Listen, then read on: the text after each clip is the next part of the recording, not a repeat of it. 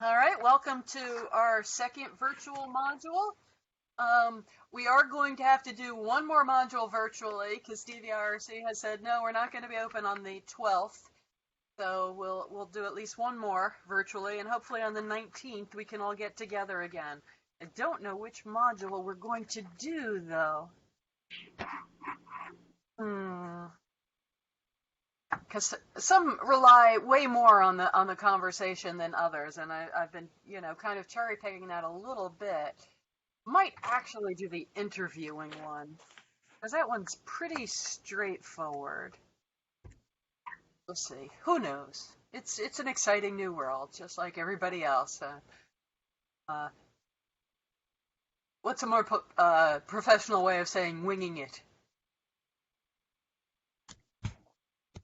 All right, let's see. Where are we? All right, I need to share my.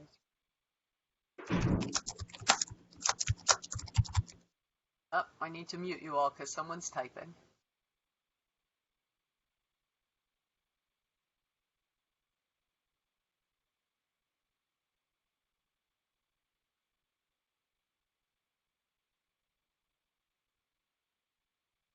Eventually, I will get the hang of this. Perhaps.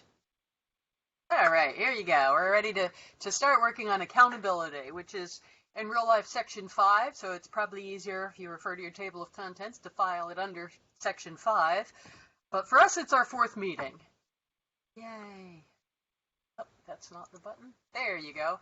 So here's our ground rules from last time. Anything you've realized we need to change or add since then?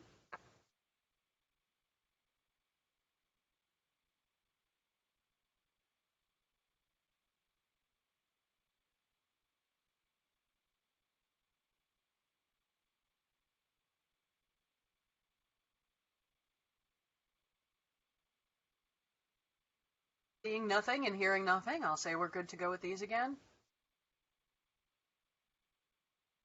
I get one more computer on my desk, I'm just going to have a complete and total breakdown. All right. So last time we finished up our module on goal setting. Did anybody get the chance to either at least revisit some of your goals for the year and identify things that are probably going to go forward or probably going to change?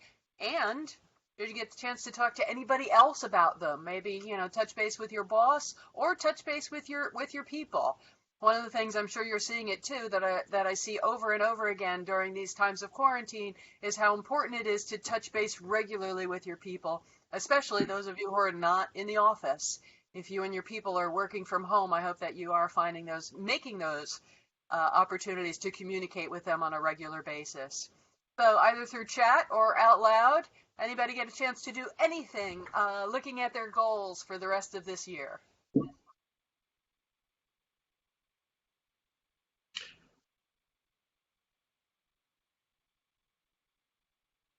I review my goals and I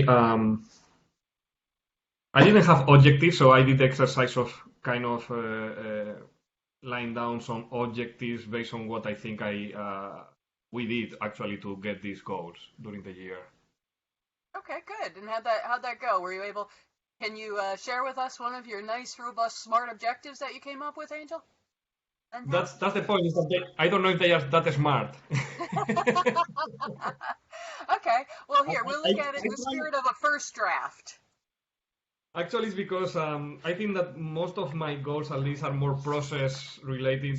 That I think that they are more hard to get metrics behind. I mean, you can have metrics on all of them, for sure, but they are more action metrics than result metrics, I think. Okay. Well, action metrics count.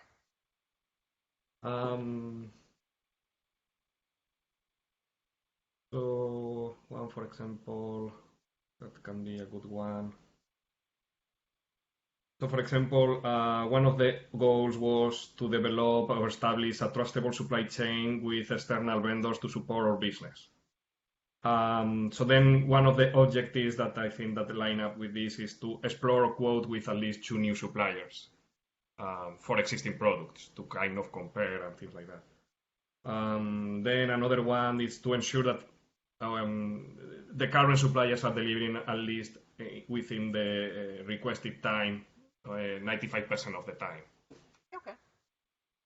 So yeah, so these are good, some of the samples on that goal. So another objective was, for example, analyze material flows and make the necessary changes to improve process and material control. So based on why of this goal, I think that the objective that we have been doing is like make sure that each part number in SAP has the right location set up instead of a generic one, to make sure that everything is going to the right place. Yeah, and tell me a little bit more about how you would do that. How do you approach that? You know, ensure is one of those slightly vague words, not completely vague, but right, and that's what I'm having a hard time to put it in a smart way. These kind of objectives. But I mean, how do you tell if you're doing that or not? Making sure that yeah, I think that in order to track that, we can easily extract the components that they have been created during the year and check if they have a right location or just a generic one. So yeah, there is a way to track that. How you put that in a smart way with some numbers and things like that. I mean, yeah, I'm having a hard time to make that a smart objective. I know how to track it or how to measure it. I'm just having a hard time to put it on a smart way or fashion. Okay, I'm sure many of you have similar objectives to that. What have you done as far as the tracking or the measuring of, you know, that location? I can't believe that Angel's the only one who's got that kind of an objective. Surely you others have inventory management sorts of objectives.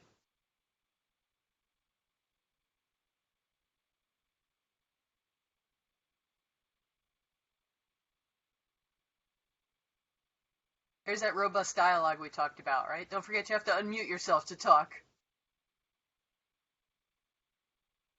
All right, then just brainstorming. What suggestions do you have on how that objective might be tracked robustly? Come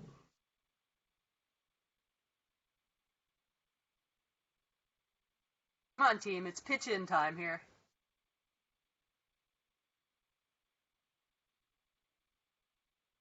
Yeah, Is there a way we can pull out a percentage of how many have a generic location and how many have a specific location? Because the generics are all re-entry, right, Angel? Right. So I don't know if there's a report you can pull that compares. Yeah, no. For sure, I have a way to track it.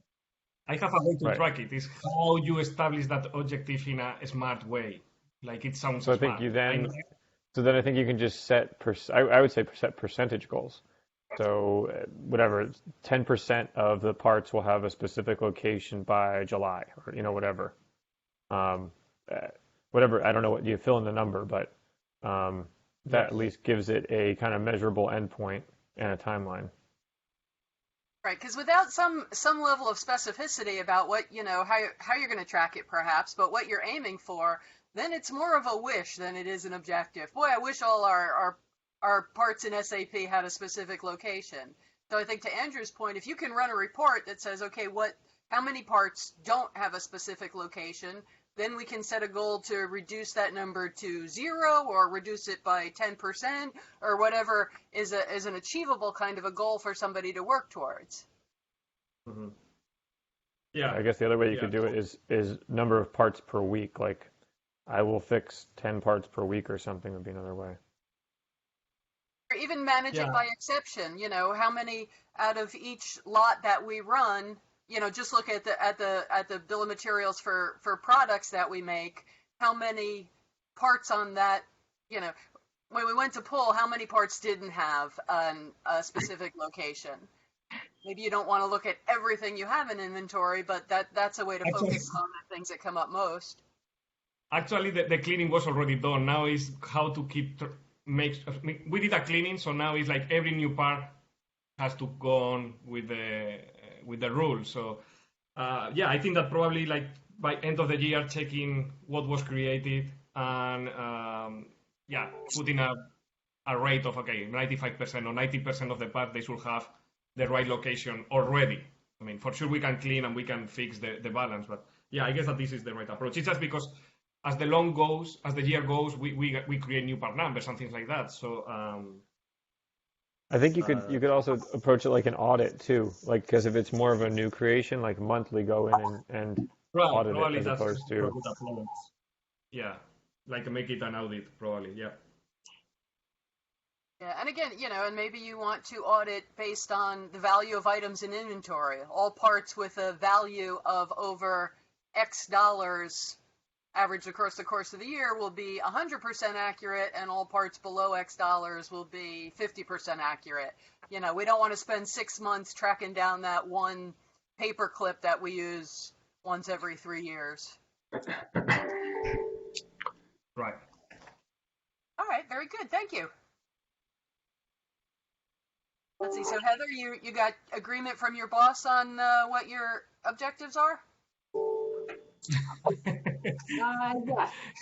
Yeah, we did go over the goal, and then we started breaking down into the objectives there's only one person under me, so just kind of broke it up between the two of us. Okay. How's that going?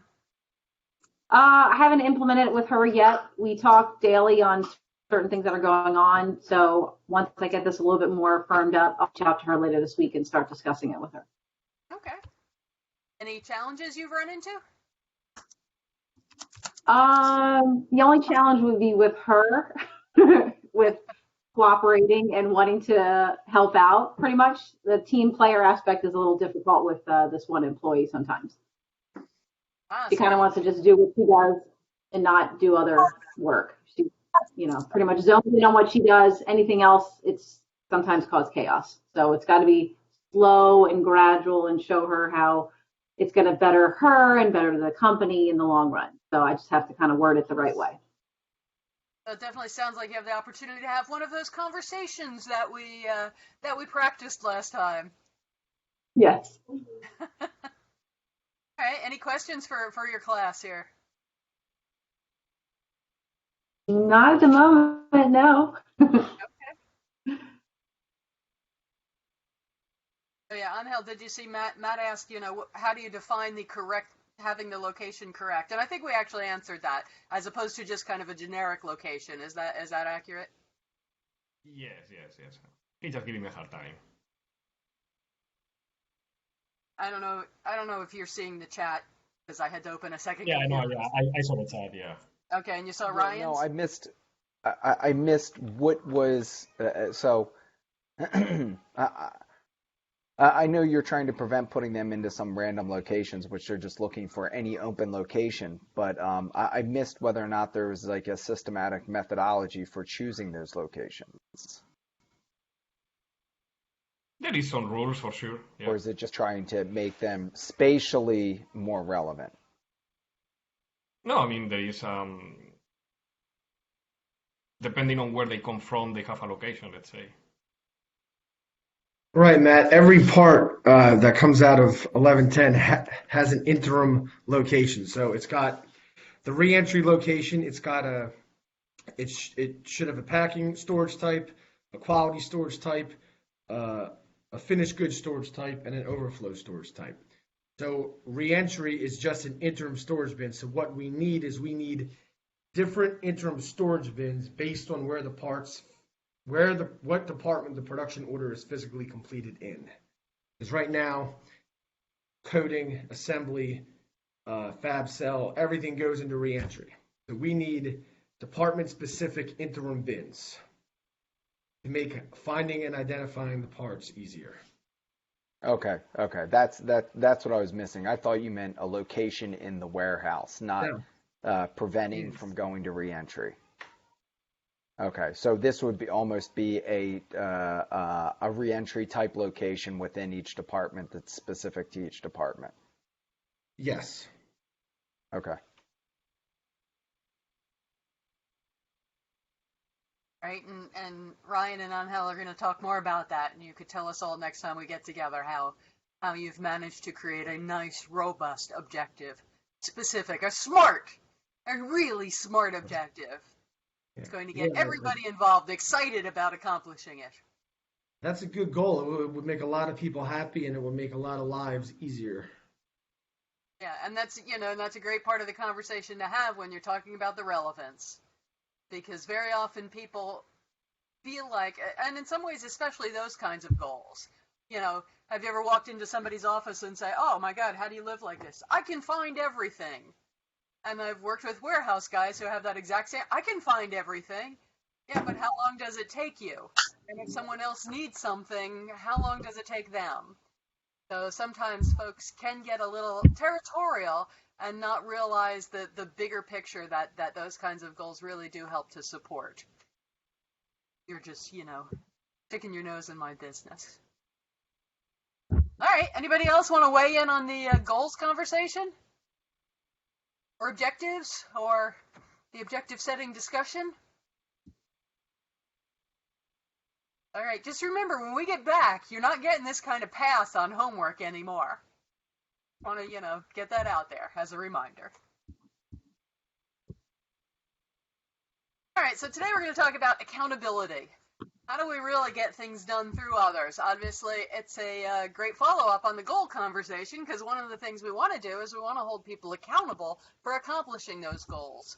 One part of that, as we said last time, is to not, and they don't exist until suddenly we get to the end of the year. Don't forget about them during the course of the year. And the other one is really about this piece of clarity around what people are being held accountable for. So you got your action planning form out there, so ready to take notes?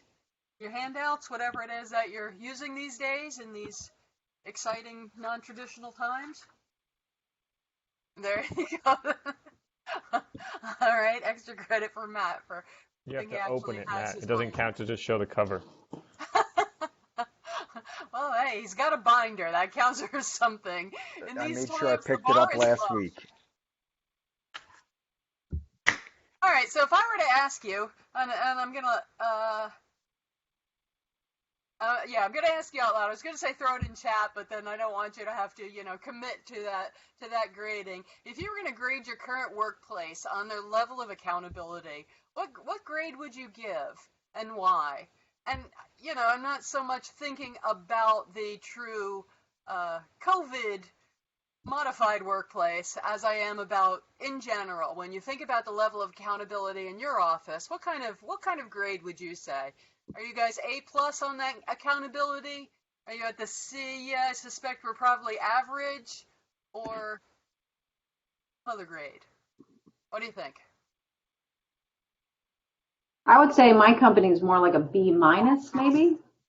B-? All right, that's not too bad. And then there's some people that are accountable, and then there's others that drag us down.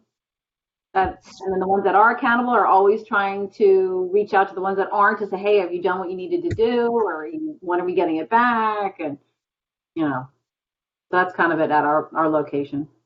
Okay.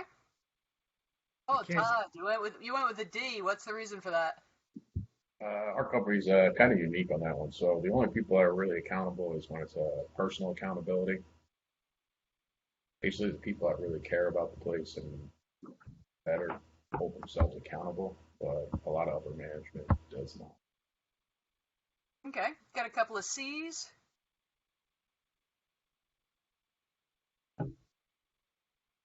So a lot of folks opting for average. Could be better, could be worse. I just feel like in our company we have a high level of reliability with people, but there's no accountability structure that's consistent. Okay. Yeah, I tend to hear that a lot, that the, if you will, enforcement of accountability is very inconsistent from area to area.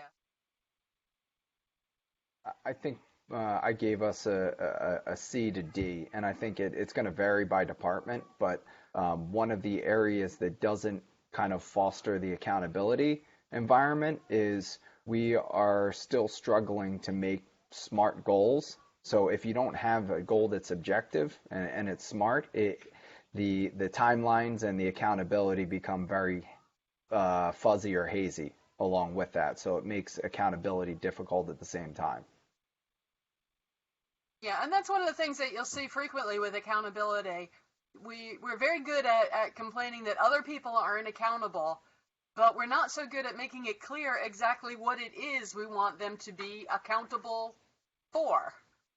To your point, yeah, they're not doing what I think they should have done, even though I don't know if anyone ever told them that that's what they should have done. But it's very obvious. It's one of those things that's very obvious when it's lacking, but it's not always so obvious how we change it and what it takes to really get that. All right, so we seem to be primarily hovering around the middle. I've only seen grades from B to D, so that's a good solid C average. Just out of curiosity, how many people, when you're hiring, are targeting that good solid C average kind of employee? No, huh? Don't knock my GPA.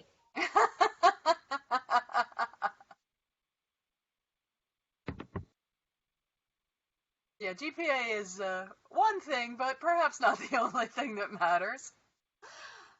All right.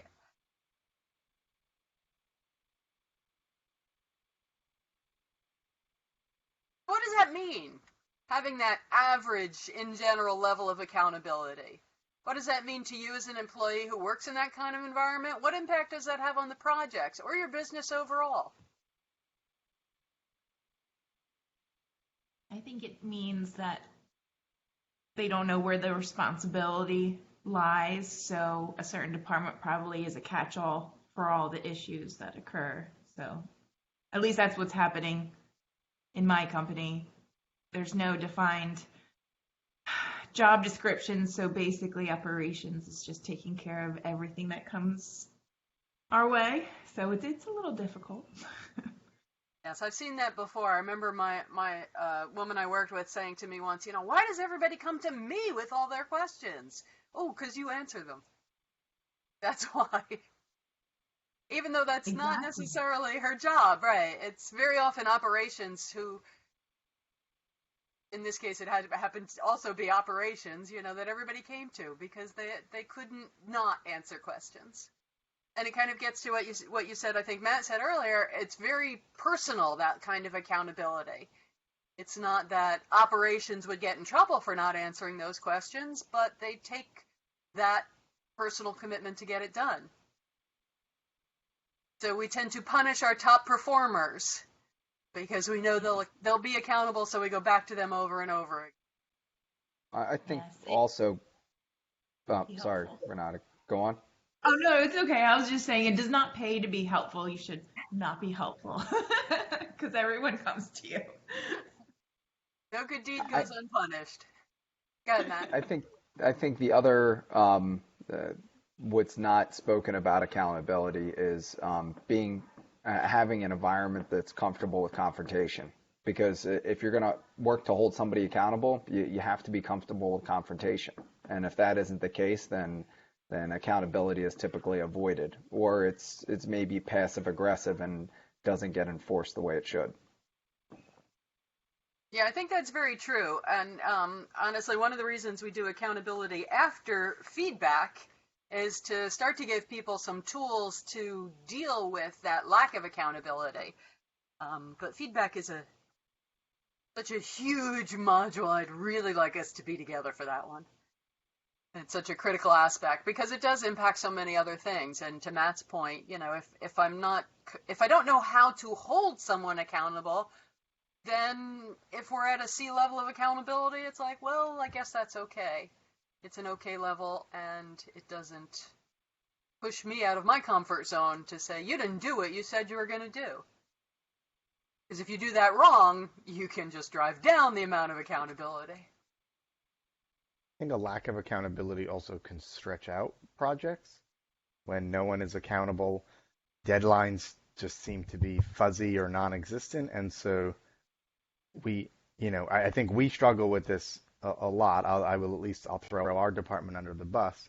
I feel like we've been talking about this project for years. It just every once in a while it comes up.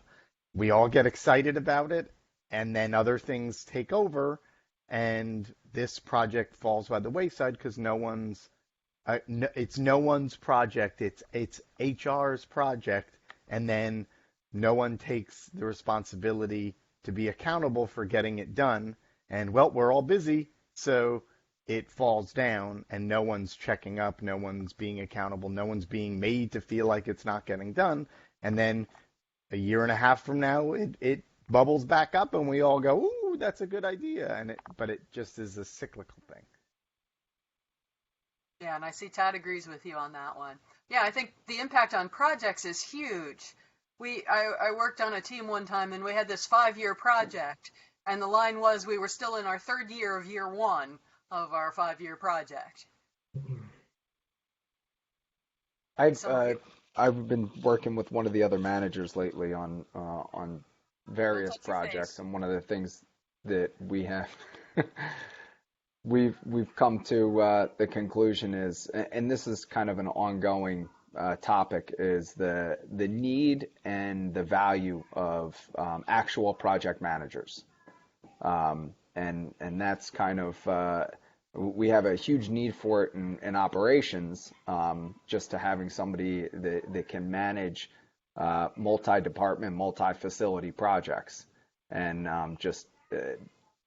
and that kind of helps out with the accountability and also the tracking aspect of it. So when there's various projects which are kind of side projects for a lot of people, that's where I think it's difficult to hold people accountable, because sometimes the accountability falls on yourself, and it's like, well, how am I supposed to do my job and do these projects at the same time? Yes, I've seen that. I worked in a company that was very good about saying, well, this project should take, 30% of your time. Okay, great. But they never took 30% of your regular job away. You just magically found 30 extra percent. So now I'm fully booked for 130% of my day. You know what? People only get 100%. That 110% is statistically not valid. But then so many numbers these days are statistically not valid. So what's one more? I think we find too in production especially, it's compounded, right? Because the product always has to get made. So if you're then piling something on top, it always falls to the wayside. Yes, it's the same thing when, this is your number one priority. Well, yesterday that was my number one priority. Oh yeah, that is too. Once you have 2 number one priorities, you don't have any number one priority. Again, we're really bad at math, I think, sometimes. All right, so what impact does that have on your business? If, accountability just depends on the individual, and whether they do it or not, it's really kind of up to them. We know most of our projects take longer than they should, not because they've hit insurmountable technical obstacles, but just because there's only a finite number of hours in the day. What does that mean to the business overall? It slows things down, Okay. puts more work on one person. And that can have an impact. And where might that impact? If we follow that slowdown all the way to its worst possible conclusion, what happens? You lose the company. Well, okay, yeah, that is going to the worst possible conclusion. I wasn't going to go quite that far. But I was really going to the point of customer impact. Mm-hmm. Can customers feel that? Sure. And then what happens? Before we get quite to Andrew's level of losing the whole business. They don't Start trust. losing trust. Exactly, right. They don't trust that you both said the same thing in different words at the same time. They start to know that I can't really trust your delivery promises. So what does a customer do then? Go somewhere else.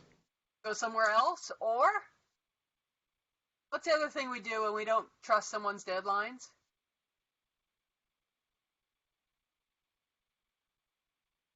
They could push harder. Push harder? Lie about their timeline so that it sounds like you have less time when they're just hedging their bets because they know you're going to be late. Exactly. I think that's one of the things that probably happens more than any other, and we tend to not give it the importance it should. Because what does that mean now? If customers are telling us, I need it in a week because I need it in 3 weeks, and I know if I ask for you in a week, there's a chance I might get it within 2 or 3 weeks, what impact does that have on your business? Everything is rush and priority.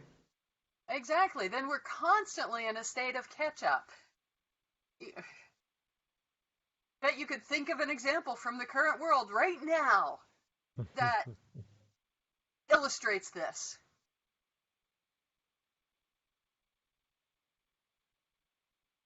And its initials are TP. Yep. Right? Everybody got panicked that somehow, for some reason, we're going to run out of toilet paper. So people bought tons of toilet paper. So then what did we do? Of course, we ran out of toilet paper. Not because all of a sudden people are, let's go with using more toilet paper than they normally do. But we've just created this false crisis. I don't know if anybody's read Peter Senge's book. This is kind of cool, being able to roll back and look at my book. The Fifth Discipline. And one of the projects in that has to do with the beer distributor. And it's really a great example, just like the toilet paper thing we've all currently experienced, where because of a short temporary spike in customer demand, all of a sudden the company starts trying to keep up, and it just kind of spirals out of control until you've created this huge, backlog and non-existent demand because of what was really just a very temporary peak. And you've put the factory basically into a crisis, trying to meet this expectation that isn't actually a real expectation. We really shouldn't need toilet paper companies to be working, round the clock in a way they never did before. Because I gotta believe there is still the same amount of toilet paper needing materials being produced as there ever were. Some of our elected officials are perhaps a little more full of that material than they used to be, but that's a separate issue. So that has a huge impact on the business, right? One of my favorite Star Trek episodes, and I think it was Voyager. Captain Janeway, she Voyager? Where's my other nerds out here? Okay, thank you. Yes. There's a problem in engineering, and she's got that, Vulcan engineering head, and she goes out there, how long is it going to take to fix it? And the woman says, it's going to take 5 hours. And Janeway says, well, I need it in 3. And the Vulcan says, well, it's going to take 5. I don't pad my estimates. I know my job. This will take 5 hours. And there's nothing's going to change that. And Janeway, well, get to work then. But so often we have gotten so used to estimates being based on nothing. Our default assumption is people are padding their estimates. So when we can't deliver on time, we don't think it's that big a deal because we know they've padded their request. And everybody all down the supply chain has padded what they actually need. One of my favorite lean activities is to look at your true cycle time. The first time I worked through this with a team, they said, it only takes us 12 hours of actual time to make this product. As well, then why does it take us, a month? Well, the rest of the time it's just sitting in queue. You don't count that. Well, you kind of should, because that's time that it's not getting to our customers. If it's sitting in our facility somewhere waiting, that's lost dollars. That's money that's not in the bank, that's not collecting in interest, it's not bringing in profits, it's just having money lying around on the floor doing nothing. And a plant manager gave me a tour and said, well, the main thing we need here in production is more storage space because we got all these materials waiting. Like, oh man, you are just so not getting it, are you? So much of that waiting time is really traced back to a not A+ level of accountability because we got to have stuff ready in case there's an opportunity, because we haven't really figured out what how long something actually takes us. Because all we know is it takes us longer than it should. Other thoughts, comments, observations? Have you seen this in your world? Every day. Every day. I'm so sorry to hear that. But the reality is we probably have all seen it every day, whether we acknowledge it or not. I think, if we really brushed all the poor accountability out from under the rug, that C grade might still be average, but we'd realize just how low that average is.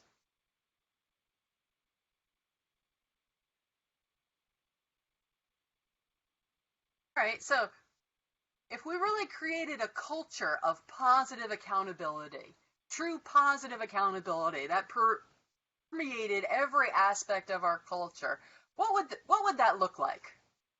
How would you be able to tell when you look around? What would you see? Wow, this is a culture that really thrives on accountability. So we're going to do a large group brainstorm, and I'm going to scribe for us. So go ahead. I'm ready to write stuff down. People wouldn't be afraid to admit a mistake. Honest feedback, not afraid to admit mistakes.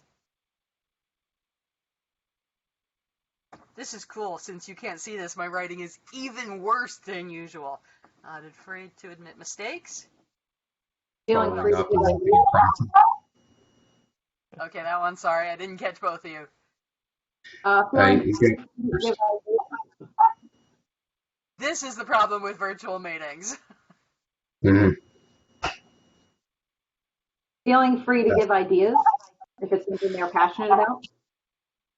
Good, yeah, free sharing of ideas.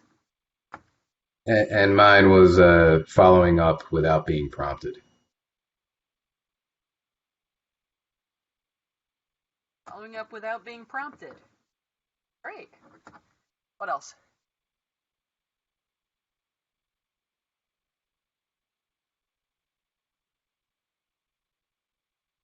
What would you see as you look around, as you walk into that facility?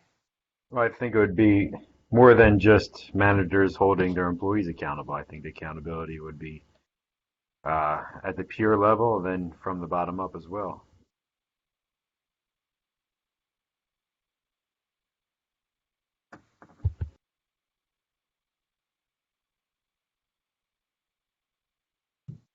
And bottom up. Roles and responsibilities are clear. Okay. Clear roles and responsibilities. People just don't go to the person who always answers their question. They go to the person who actually should have ownership of that question.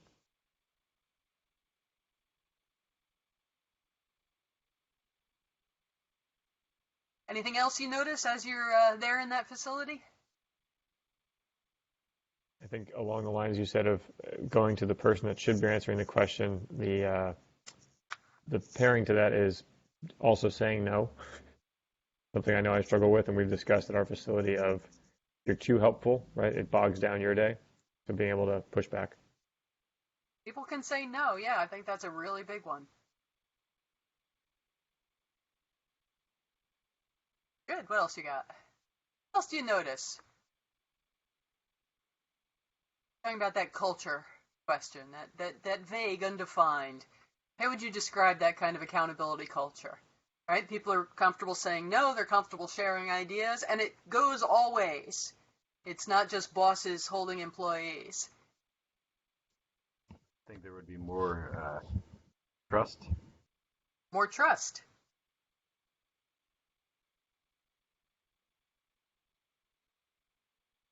Good. Yeah, if I know you're not one of the most accountable people, and I ask you for something, say, yeah, okay, when should I ask again? Oh, I see, happy workers.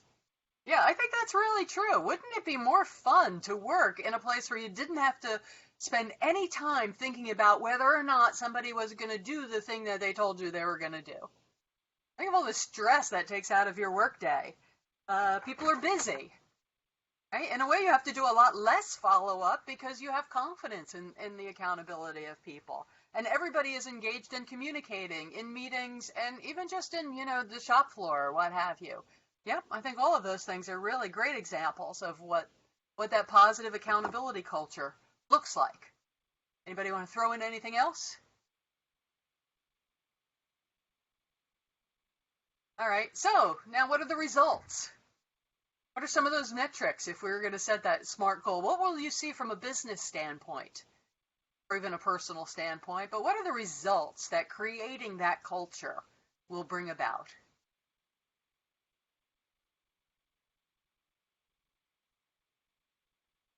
I think you end up with a more pleasant and enjoyable work experience.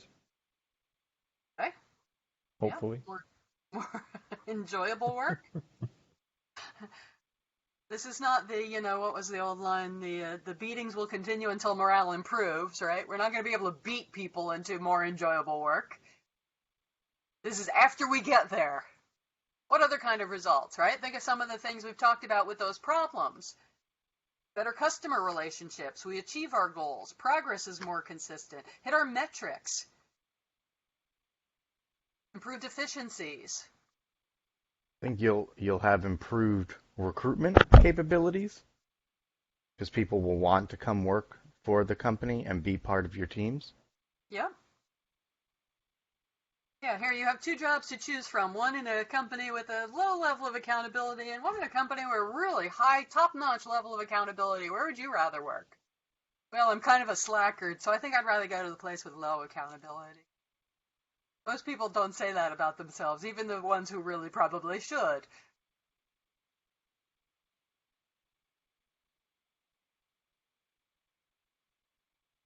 Well, if you're achieving your goals, and some of those goals may be evaluated in your review process, so accountability may help you in your review to possibly get a raise. Right, goal achievement. So I'm eligible for a raise, right? Talked about improved quality, improved efficiency, more time to focus on your goals because I don't feel like I have to spend part of my time doing other people's jobs. That was always my line. Well, who's doing my job if I'm spending time doing all these other people's jobs? Again, that word travels about what a great place it is to work. Whether it's Glassdoor. I'm sorry, what? Sorry to cut you off there. It improves morale that everybody feels that they're pulling their weight. Improves morale. Right, we're all in this together. It's not, oh my God, I have to carry all you other people because I'm the only one who does their job around here. You've probably worked with those people on occasion. The martyr. Yeah, and I can tell you, Matt's really heavy to carry, so.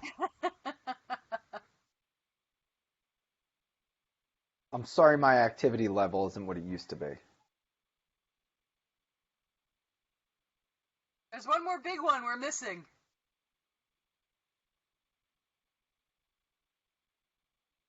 What other result might we actually achieve if we had a top-notch level of accountability? Right? You've talked about that improved customer relationship, improved quality, more business or business growth. Business growth, right? Improved profitability. How much time gets wasted in your company that could actually be tracked back to that lack of accountability? Even if it's something simple as following up on things, doing things because they didn't get done, doing things at the last minute, rushing, expediting. All of those things are related to poor accountability, and all of them add to cost, whether we want to admit it or not. So that improves profitability. Now we have the money for those raises that we talked about because we've achieved our goals, because we didn't have to spend a whole lot of things doing other things. So, thinking of everything we've put on those two lists, is that a good enough reason to work to change the current level of accountability? Because the bottom line, it's got to be worth it. Because you know what? It's not going to change easily. What do you think? I think it almost begs to say, why wouldn't you? It's kind of when you look at the gains created by various lean projects, it's like, well, why wouldn't you want to do this? Right. I mean, lean is all about eliminating waste. Lack of accountability is kind of like a synonym for waste. Because I can tell you, lack of accountability is going to drive waste every single time. It's never going to drive efficiency. Unless, wait, one of the things is, what is it? So one of my cute calendar sayings on my wall, if you put things off till the last minute, they only take a minute to do. That may sound true in a trope, is that the right word? But in reality, they may have needed more than a minute. The amount of accomplishment in that 1 minute might not quite give you the same level of quality or efficiency or productivity or happiness that it would have achieved if you hadn't waited till the last minute. All right, so we're committed to saying it's better. So let's talk about some of those things that we have found really do change. Right? Some of the positives that go up, and you mentioned some of these, right? Customer satisfaction, you talked about that. Job satisfaction, the people, the productivity. Teamwork also tends to go up in accountability. Why do you think teamwork goes up in a high accountability environment? You're not afraid to be honest with each other, so hopefully you're collaborating more. Okay, not afraid to be honest. We're collaborating more, right? And we get rid of that martyr. Martyrs are actually really bad for teamwork. Don't want to let other people down. Yep, definitely. You know, the person who says, I do it all myself, I'm carrying you guys. It doesn't take long before everybody else just starts to say, yeah, right, go ahead. If I'm going to have to listen to that, I might as well just let you actually do that. Why knock myself out? Any guesses as to some of the negatives that go down? And you've talked about some of these.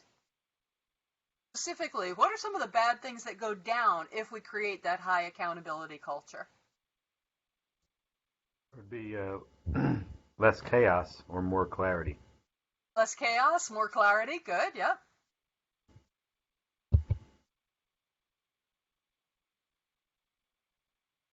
There's one that we haven't mentioned, which is really an interesting one, and probably important to you. Sorry. Employee retention? Employee retention? Well, retention goes up, turnover goes down. Right, yeah. Yes. Yep, that's true.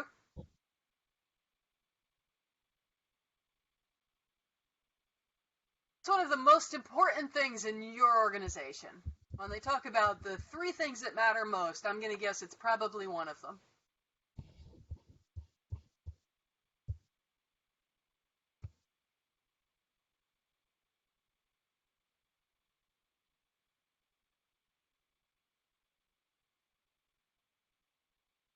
I'm going to call all your bosses and say you didn't recognize this as important to your organization.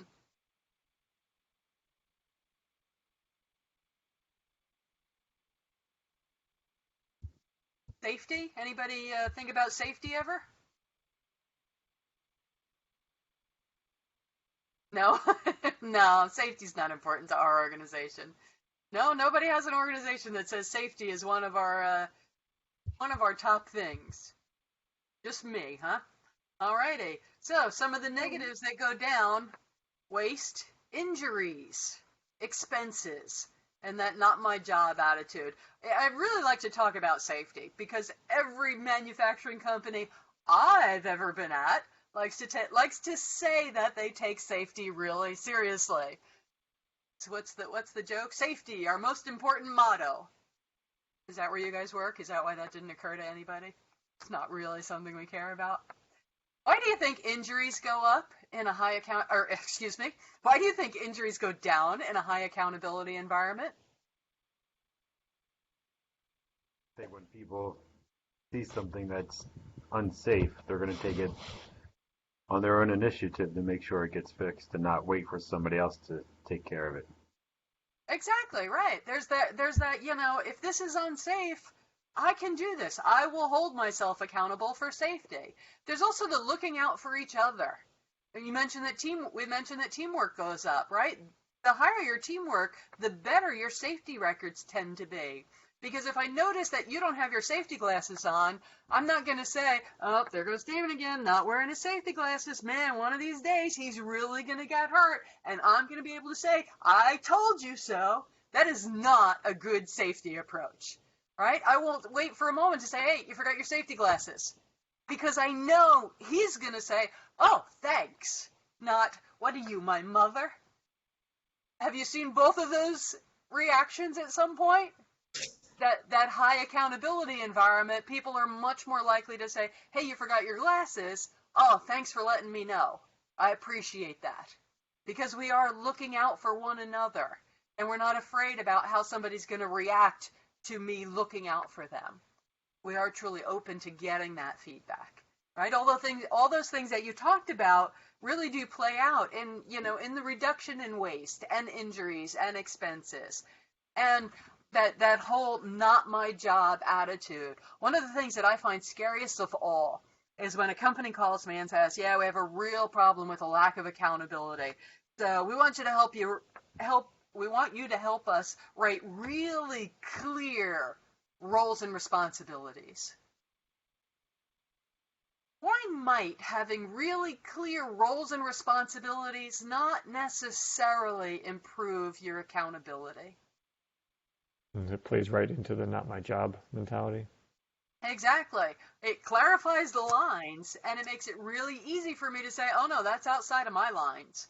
You made it really clear that this is my scope, and anything else, that must be somebody else's job. So be careful about relying too heavily on that roles and responsibility clarity. Yes, you should have clear roles and responsibilities. And that should serve as the beginning, not the end of your accountability.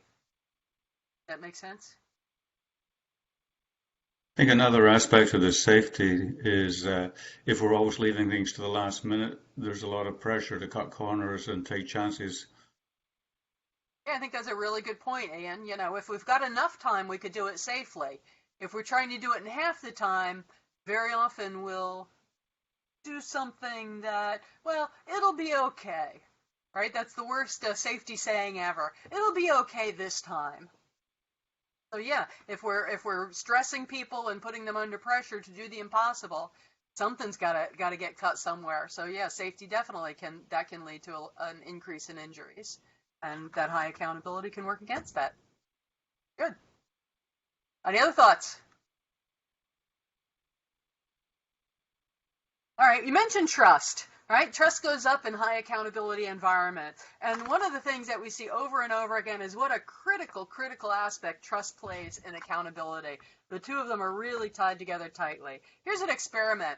These were a bunch of, senior executives off at one of these, executive weekend development kind of programs. And they were given this case study. Here, this factory has a problem, and they're hoping you can help them solve it. And one group was told, oh, by the way, the management of this particular factory, I think they mean well, but a lot of times what they say doesn't always match what they do.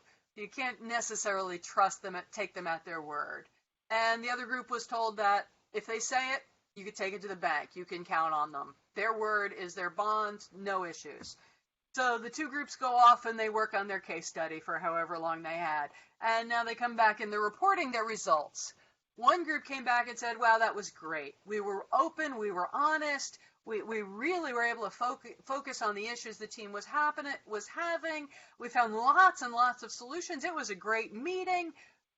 This was a great group to work with. And, we want you to tell us where this factory is because we want to go out there and help them solve this problem. You said this was a real case. We're ready. This team is ready to go in and solve that company's problems.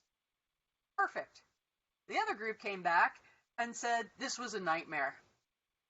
People, even in our team, weren't really being honest with each other, or when I said something, other people intentionally misinterpreted it to mean something different. It was like everybody was working with some kind of ulterior motive. The only thing we could do, our recommendation for this factory is fire everybody and start over again. Everybody's wants to find a different job. And my personal favorite, talking about the team itself, is I was sick of working with you people, and we'd only been together for 10 minutes. And they're looking at each other and saying, you have to show us your case study. Clearly yours was so much easier than ours. And it wasn't. The case studies were exactly the same. The only difference was the expectation of trust in the environment, right? If you have a climate of high trust, all those things you've mentioned are very true. People are willing to share, they're open, they're honest, they're involved. And when somebody new comes on board, we assume they're going to be trustworthy too. So right from the beginning, we treat them as if their word is their bond, and if they said it, then we can count on them to do it. the number one differentiator when we look at innovative companies, like how important is innovation to your organization, between the folks at the very top and the folks at the very bottom, is how much trust there is in that organization. If you have a high trust organization, you can be an innovative company. You can solve problems because people are open and willing to share, because they know that their comments are going to be heard in the best possible light, the way they are intended. If you have a low trust environment, it is almost impossible to solve problems. Basically, you tend to go to that autocratic style of management where one person comes up with a solution and forces it through the organization, because they can't trust the rest of you to come up with ideas, to implement ideas, to do anything. And if you've seen bosses who tend towards that autocratic style, I mean, we can debate over drinks one night, which is the chicken and which is the egg, but the reality is the more autocratic the style, the less trust there is in the organization, and the less trust there is in an organization, the more only an autocratic style of leadership gets things done, because you have to force it through the organization. How do you build trust?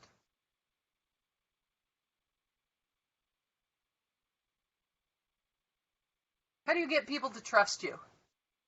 I'll give you a hint. It's not by saying, trust me.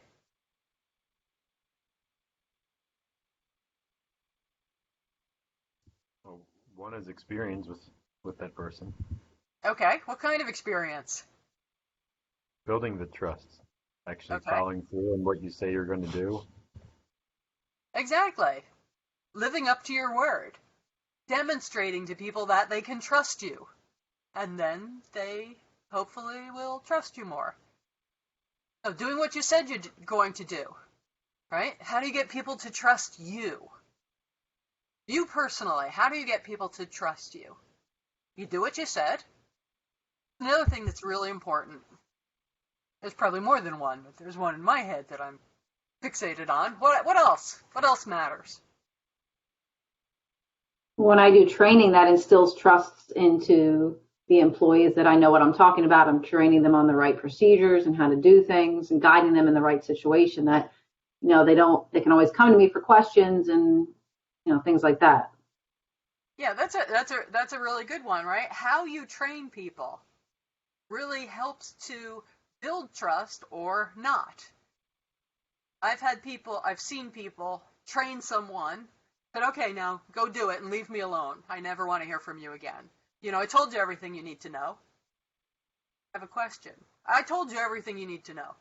That is not going to build any trust, right? But like Heather said, being open to hearing those questions, to saying, you know what, I may not have been completely clear in absolutely everything I tried to get across to you, and that I'm willing to share ownership of that.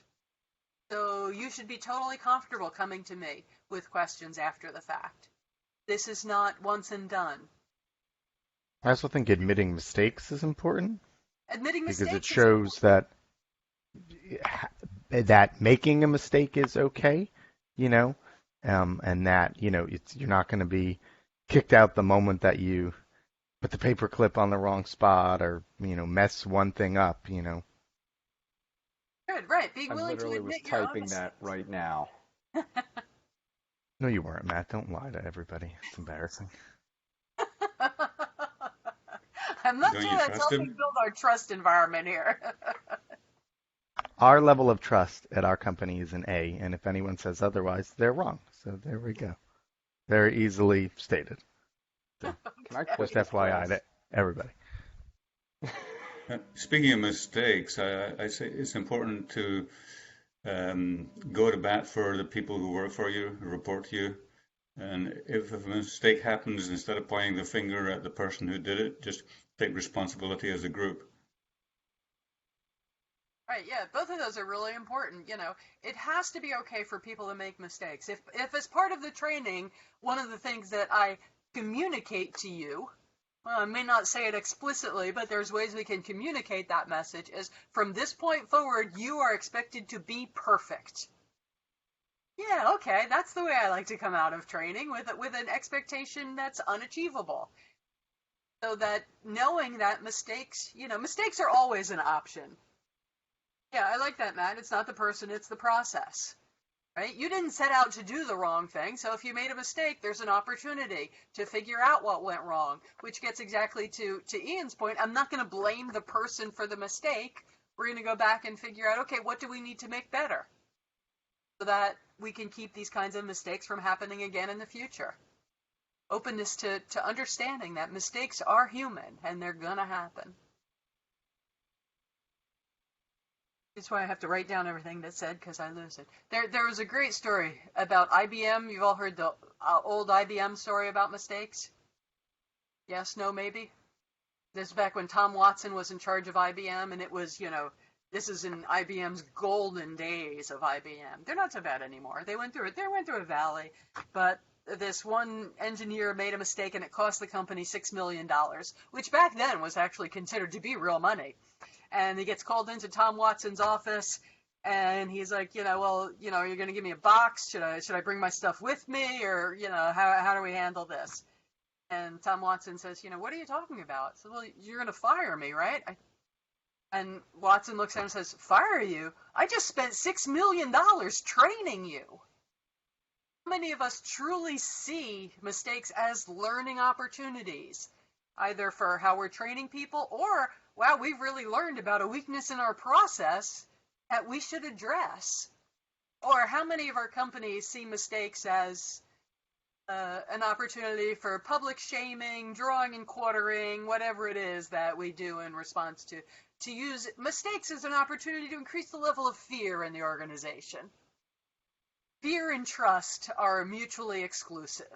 The more fear you have in the organization, the less trust you have. And trust and accountability are tied very tightly together. You increase the level of trust, you will tend to increase the level of accountability. You increase the level of accountability, you will tend to increase the level of trust. And the good news is you don't have to pick one or the other to work on first. You really do work on them concurrently because they are tied together really tightly. The more accountability you have, the more people trust each other. And the more people trust each other, the easier it is to hold people accountable because they will hold themselves accountable.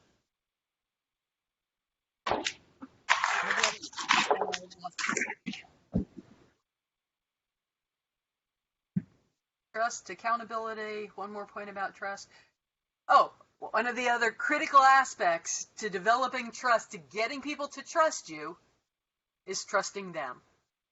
If you don't trust me, then don't be surprised that I don't trust you.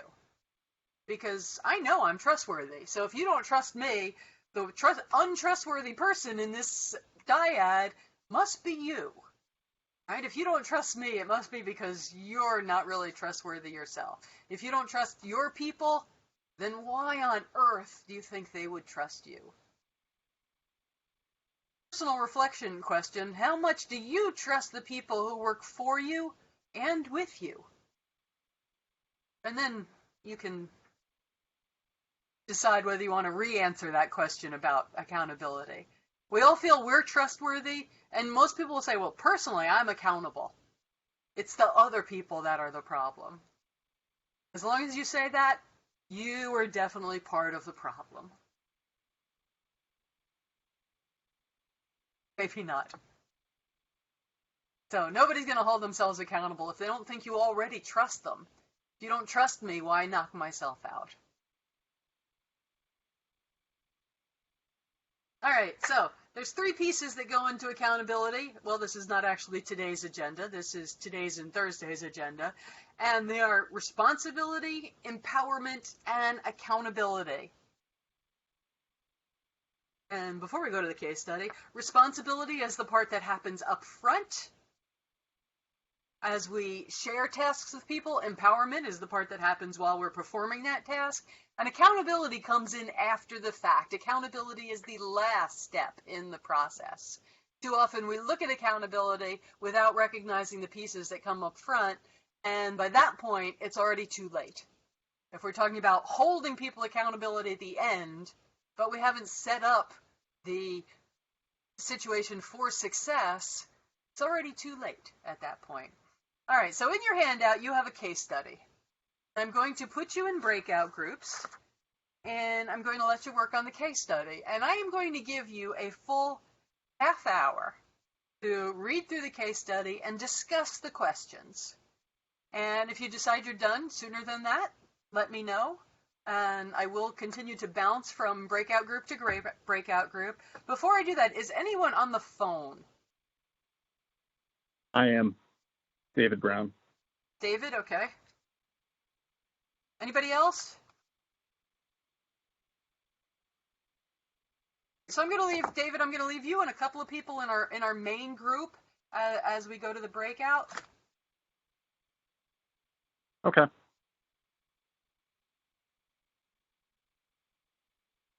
Stop sharing my screen.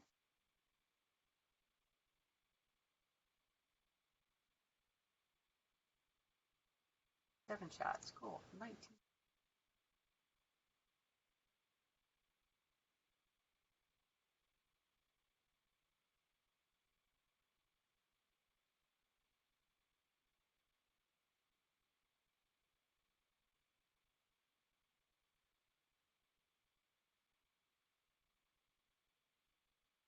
See if I can jump around a little bit so I don't add the same 3 people to.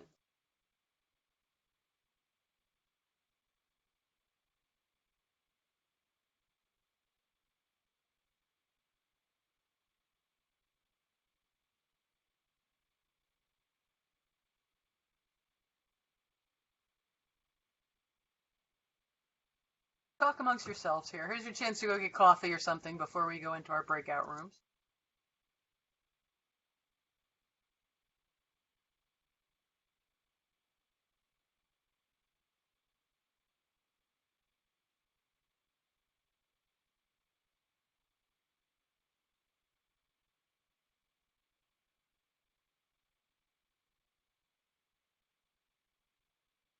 Two, three. All right, so we got 4 people in every room. All right, I'm going to start the breakout sessions. So read through the case study, discuss your answers to the questions.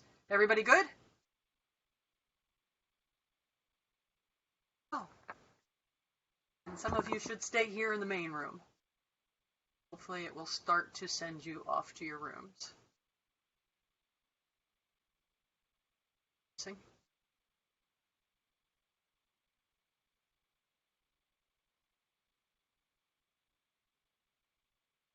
Okay. Go.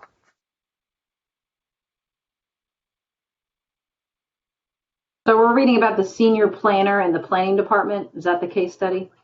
Yes, that's the case study. Okay. All right, I'm still reading it. Yeah. Why don't we all read it and then we'll kind of come back. Okay.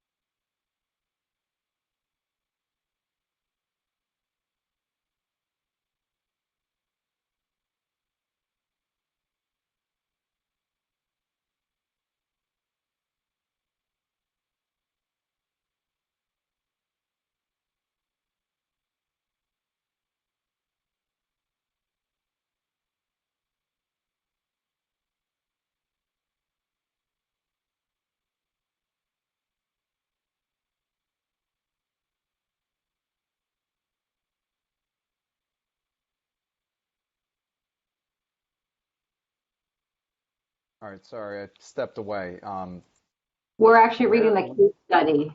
The second set of notes that she sent us, the second PDF, Okay, all right. just reading the case study now.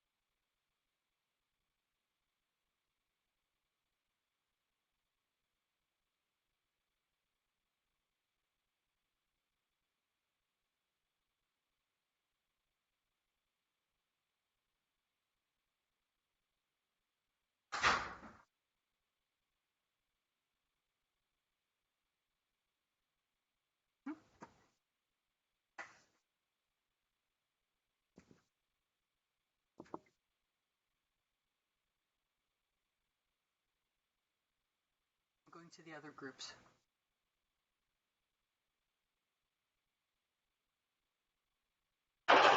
Loki? Okay, that's fine. All right, I'm finished reading. Yeah, I'm finished as well. Matt, let us I'm know good to when go. you're good. Okay. Yeah, just give me a minute longer.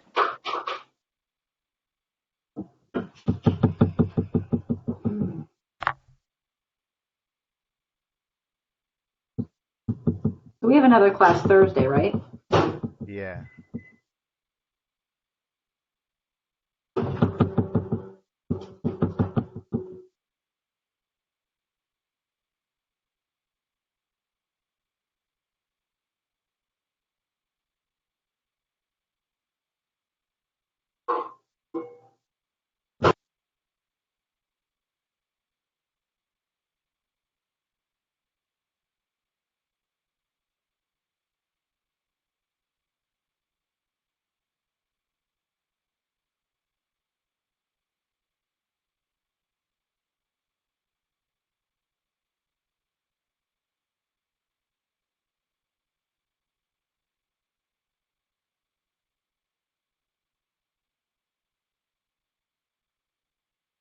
All right, I'm good.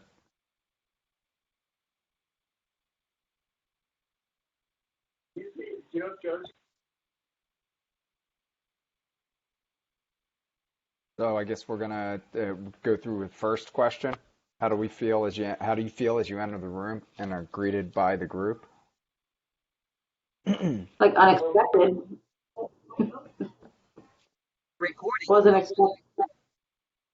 Wasn't Yeah. expecting the whole group of people with the 4 extra managers there. I thought it was just going to be one-on-one with Stanton.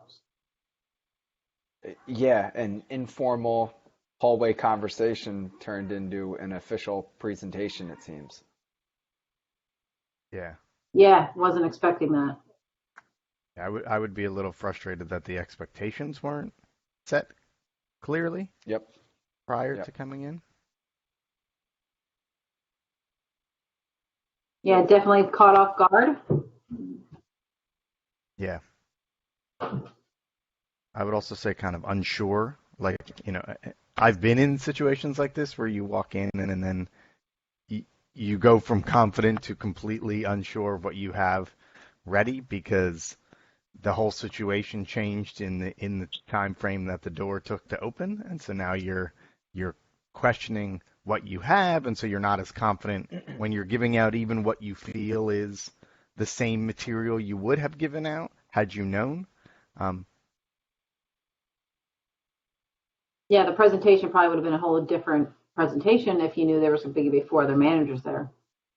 Sure. Oh, yeah. I mean, and knowing your audience and designing, there's a difference between going in and talking to, X amount of managers and then having a one-on-one informal conversation. The tone, what I bring to the table is going to look very different. Mm-hmm. Yeah. I've been in this situation where you don't really plan for it as much because, again, you think it's going to be informal.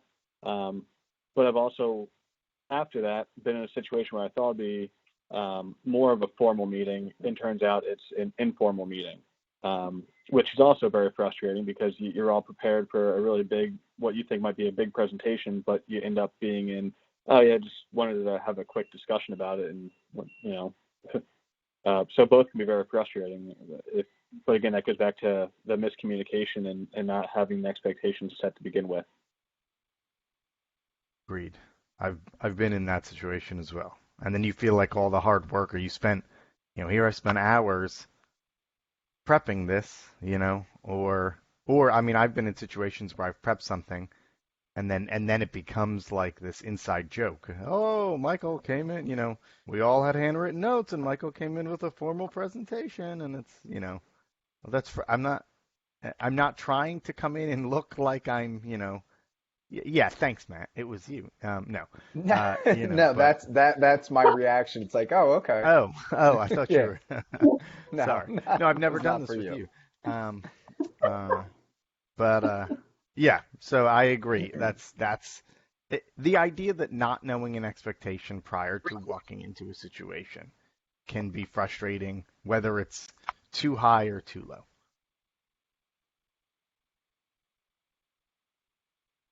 What was your mindset as we took on the project?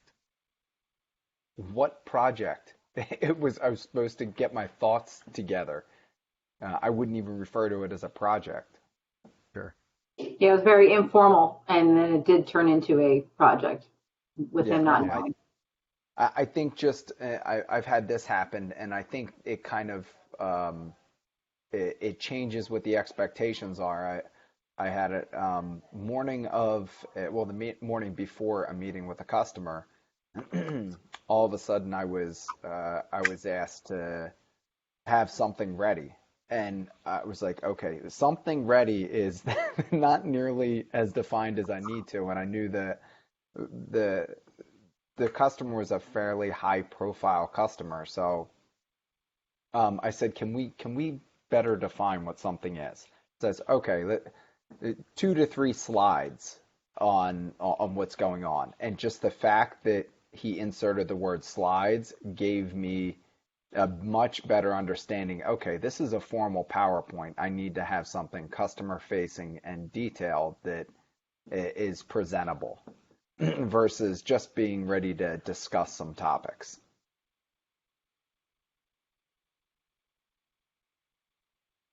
So I think if in that passing conversation, if Stanton would have said, can you have some slides prepared? It would have completely changed the tone and would have been, I don't want to say better prepared, but more formally prepared for a discussion with other managers. Yeah.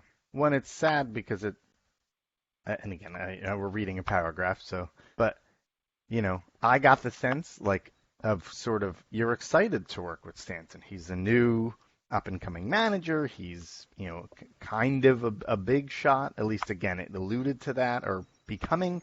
And so there's kind of this sense of I'm honored or I'm excited to be asked to brainstorm with you. But again, nothing pops that balloon more than the moment you walk in and you're like, oh, I'm not special, or this isn't a special meeting, or this vice versa. This is a special meeting, but no one told me because you passed me in the hallway and I didn't even get a chance to ask a question, because you were already halfway down the hallway when I said yes.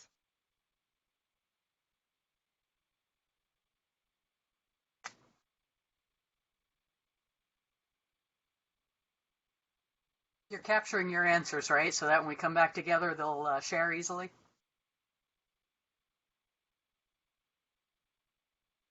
We are now. Wait. Talking about expectations, was that expectation set before we were sent into the breakout groups? No, but on the other breakout groups, I watched them typing their answers onto their handouts. So I was like, oh, that's really cool. Let's raise the bar. You don't have to do that, by the way. Okay. But I think there was an implied expectation that you would be asked to share your answers later on, as has been our pattern. Get off the hook with that? Great, I'll go bother someone else.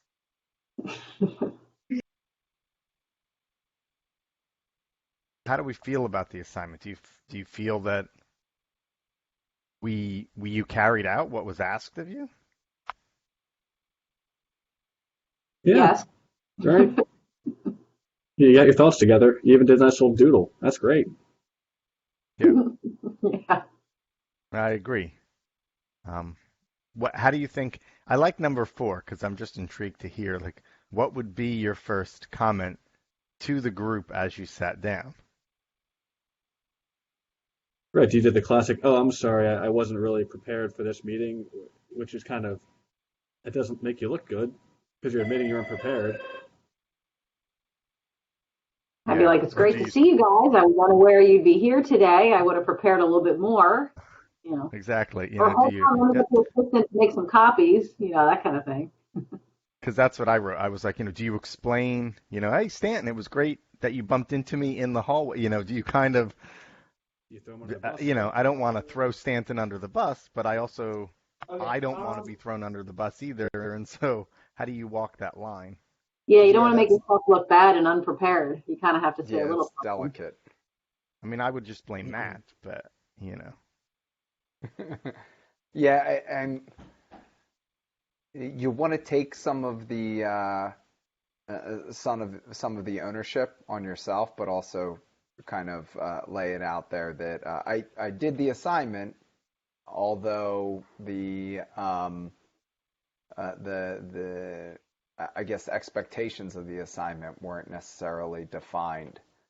So you apologize for the informality of what you're presenting. That you were not aware that you were presenting. Yeah. Um, Yeah, I've also would state maybe as I was talking, like, you know, I can send all of this out, you know, after we have a conversation and figure out what items are actionable and what items we're going to continue to brainstorm, you know, and sort of take accountability to, you know, wrap everything that you've brought in a bow once as a group, you know, it's been discussed and figured out kind of what are actual, you know, items you're going to move on and what are things we're just going to either parking lot or throw out.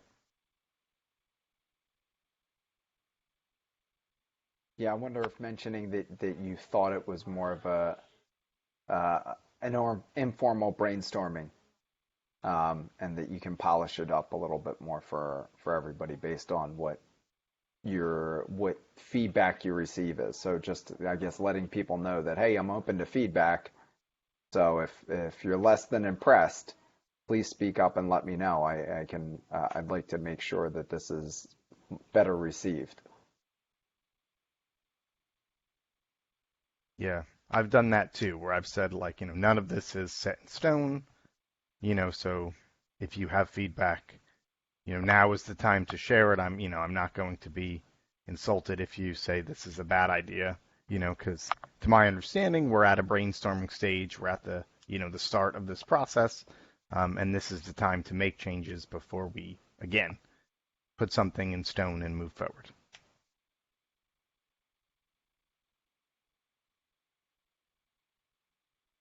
I like that point about making sure the expectations are known, that this is a starting point, so that way it's known. All right, well, this is a jumping off point. You know, it's good that we can all meet together as a group, and then we can go from there and build upon it.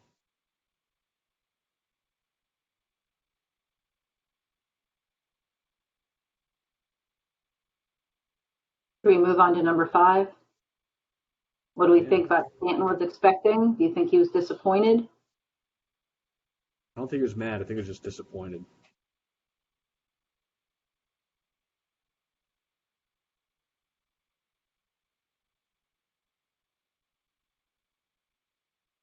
Let's hope he wasn't just trying to set you up for failure.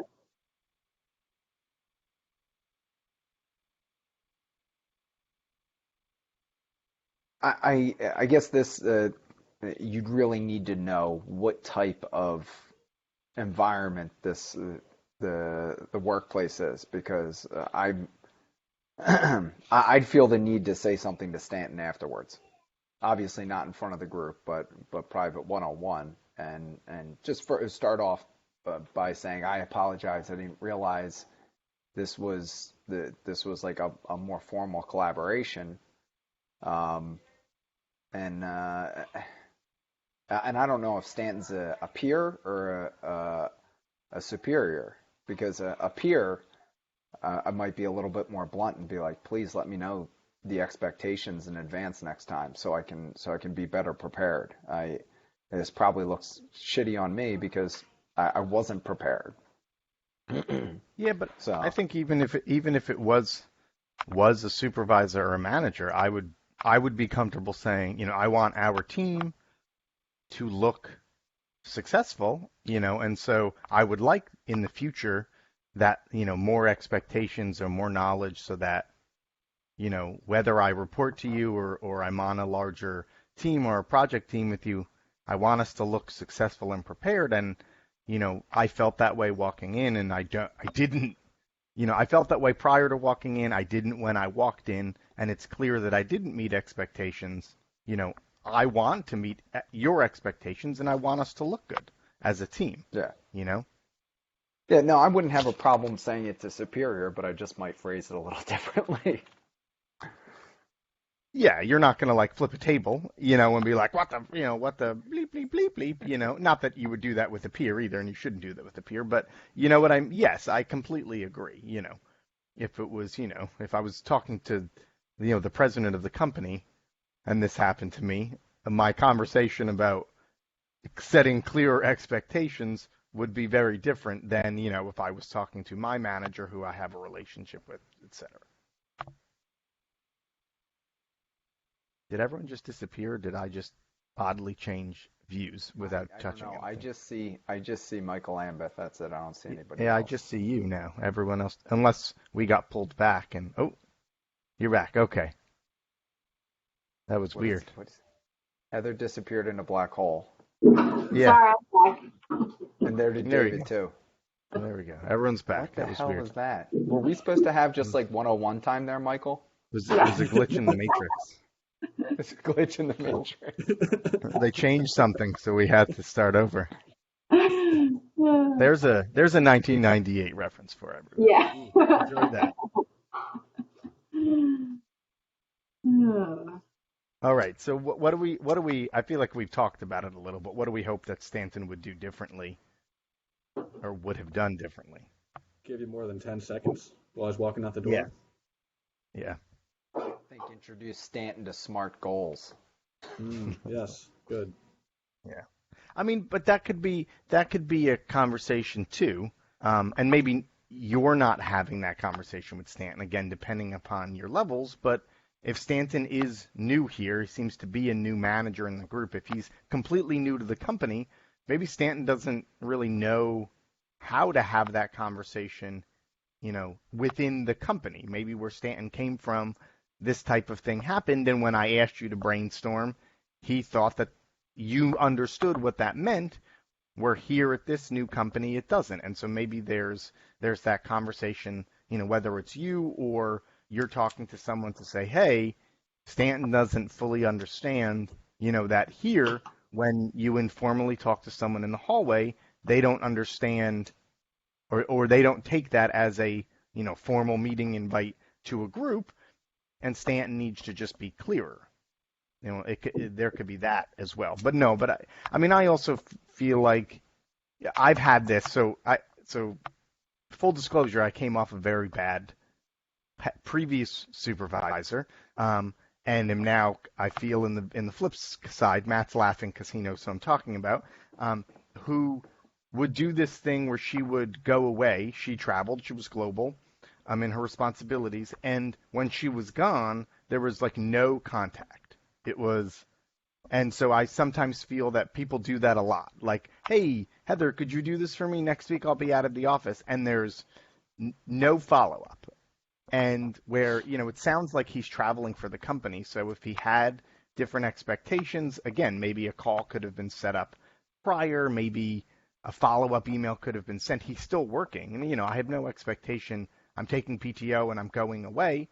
Enjoy your PTO. That's your time. But if I'm traveling for the company, then I'm still working. And sometimes when you're traveling, you have to work weird hours. And, maybe you need to reconnect with me if we're going to have this meeting that you deem so important, where the expectations need to be made clearer. Yeah, it was long-winded. I apologize.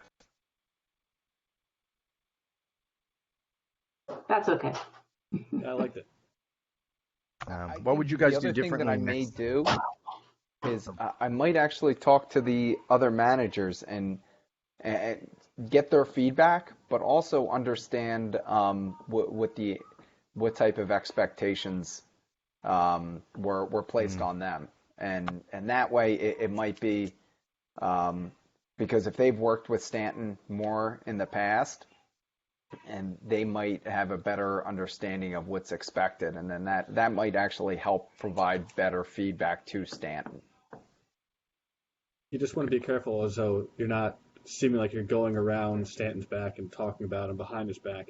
I know you're not saying that, but if you're talking to somebody else you don't know that's one of the managers that was in that meeting, they could easily just kind of go off and just start going off about it, and then it kind of takes you to a path you didn't really want to go down. So I think that's a great point.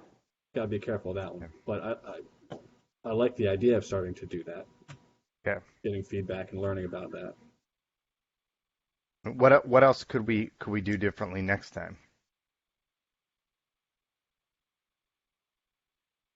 I mean, it seems like an informal comment, but ideas together versus getting some slides together completely changes the dynamic of what you're actually preparing for. So maybe in the future, say, are you looking to have a brainstorming session, or should I prepare some slides? Yeah. So the idea that you take the initiative to ask the follow-up to clarify expectations. I mean, that's tough sometimes because you think that again, sometimes you think that the expectations are clarified because the way it was approached or pitched to you, but if you're unsure because you've never worked with Stanton, maybe taking that initiative to step up and say, Stanton, we've never worked together. Again, I want to make sure I'm meeting your expectations. What are you looking for? Whether that be in an email if he's not giving you the time of day, in the hallway, which it doesn't seem like he was. I think the other thing that I want to note is it makes it pretty clear that you're not arriving on time to the meeting. Yes. Good one. Again, and we've talked about this. Our environment is generally very informal, but informal doesn't mean not arriving on time, not being ready to work. And so, again, you've set them on edge already because you're not on time. And so, again, especially when when I'm working with someone who I've never worked with in the past, I don't ever want to give them a reason to not want to work with me in the future, because of that. Yeah, I agree with what you're saying, Michael, and I also agree, if you have a meeting with somebody in the hallway, you should follow up with an email to say, hey, just touching base on what we discussed. Are we both on the same page? Is this what is expected? They should kind of done a follow-up more than just that brief conversation in the hallway or whatever, just to kind of make sure everybody's on the same page. Yeah, I know I would probably have a very difficult time remembering a week later somebody saying to me, hey, let's have a meeting, say, around 9 a week from today. So definitely following up and actually having something formal on the calendar. Yeah, send a meeting invite out. And that way, in this case, it would have sent out to 4 other people as well. And you would have found that out and realized, oh, this is a real meeting I should be ready for. Okay. Yeah. But yeah, being on time is always good too. Yeah, that threw me off. I was like, oh, not me. I don't like not being on time for things. What about the last question? Who's touch my face? We won't touch your face, Donna. That's not appropriate. That's a weird entrance there. It's one of those. We're missing a piece of that conversation, but that's okay.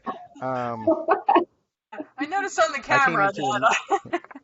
I came into a meeting yesterday, and 2 of my colleagues were talking about the Death Star, and I was very confused. And what it was one of them had bought a on-desk microphone, which, by the way, I bought an on-desk microphone, and it picks up everything, which is why I'm not using it. I didn't feel that you all wanted to hear my family this entire time. But anyway, they were talking about her on-desk microphone, and it looks like the Death Star. But I came in at the tail end, and I was like, this is not the meeting I thought I was walking into. So anyway, we're on the last question. So who do we think is accountable for kind of the final outcome of all of this? I think we are, especially because if this is the first time you're working with Stanton, you want to make sure that and you're excited, and it sounds like he has more of a senior role. You want to make sure that you dress to impress, so to speak. So even though the expectations weren't set in the hallway conversation, it's I think we'd all agree that if you're working with somebody that's more senior and you're excited to work with them, you want to make sure that you have everything ready and in line. Yeah. The way I always view it is the moment that I say, yes, I will come to a meeting or yes, I will have a conversation on any project, then I'm accountable for at least my piece of the success of that project, but I also feel like I'm accountable for the success of that. The moment that I join any team, whether it be long-term or short-term, then I'm taking on accountability for that project and for the success of that project. Now, do I have control over, every piece? No, I have control over what I have control over, but the moment that I say, yes, I will have this conversation, then I'm accountable for what I'm bringing to the table, and in part, I'm accountable for the success of the project as a whole. That's me. That's the way I feel. I agree with you. I would take the accountability on myself, making sure I was prepared for pretty much anything. If it makes me look great, good. If it makes me look bad, then I have to kind of make up for it somehow and prove myself other ways. It's like the old saying, you don't want to overdress. Like you can't overdress too much for an occasion, right? I mean, obviously you can. We've all seen the Step Brothers, for that job interview. But in a more realistic situation, like in this case, you come prepared with a PowerPoint presentation. Okay, great. You came prepared. Good. So Yeah, the worst that happens is you don't get through it all. Right. Yeah. Oh, yeah. This took too long. Sorry. Send it to me later on in an email. Great. I think Stanton definitely does take some of the, I don't want to say blame, but, some of the credit for how poorly this meeting went, because he was the organizer, I would say. But you have to take it on yourself as well.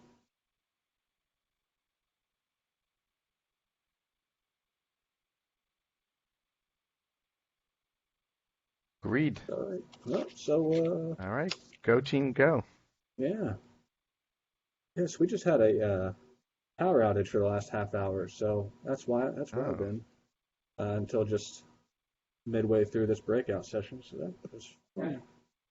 Nothing like nothing. I always like that type of stuff. Like it can't get any worse. Oh wait, it can because now this happened. Or it's a good reminder. The other day I had it's nasty a outside. Presentation. The other day I had a presentation with our exec team, and that was the day my neighbor decided to mow his lawn. And it was like, no matter where I was in the house, I couldn't seem to. And I'm like, I kept saying, if I'm yelling, it's not at you. I'm literally just trying to be heard, and I can't tell what's coming through. And so it's like add insult to injury, Yeah, that's good by your neighbor. Right? I was like, I wanted to go outside and be like, really? Like, you can mow your lawn in any other hour of the day. Right now, like, later on. Do I have to put up lawn signs to tell people, it's bad enough Some of us are trying to work. Right? Meeting in progress. Please don't mow. But then he mowed my lawn. So I honestly was like, oh my gosh, I can't. He mowed your lawn, really? It was like, he did, yeah. So on my lawnmower, I can't get it started. I went out to start my lawnmower, and it won't do anything. And I think that both of my neighbors on both sides of me, my one neighbor mows his lawn almost on a daily basis, which I don't understand. My husband and I joke that he must hate his wife and need to get out of the house because he's constantly mowing the lawn. And I think that they just get frustrated. Like, my lawn's not like jungle crazy, but it's not in any way like the two of their lawns. And so I think that they just give up. And so they just end up continuing as they mow. But he's mowed my lawn once, and then my neighbor on the other side of my house has mowed my lawn. But it's like a daily. And I'm like, your lawn looks like golf course. Do diamonds in it. You don't have to do. Yet he comes over and does. I don't know. Yeah, no. All right, I will ping Donna to let her know that we're done, even though I have no idea how to do that. So, give me a second, guys. Donna, we're done.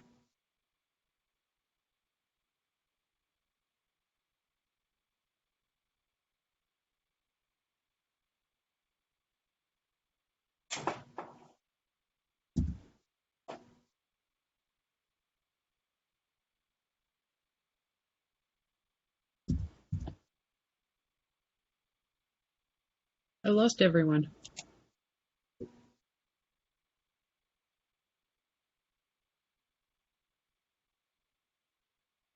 Yeah, we've been having weird kind of groups coming in and out. I'm not groups, but members coming in and out of our groups. So I don't know. I don't know if it's a Bluebeam thing. I don't know. Was she saying you're in the main room? I think we stayed in the main room. Because I think David, you were on the phone initially because of the power outage. So I think we were the group that didn't get broken out. That was Donna the says term she I thinks could she got logged off. May have to restart to get back in. Okay.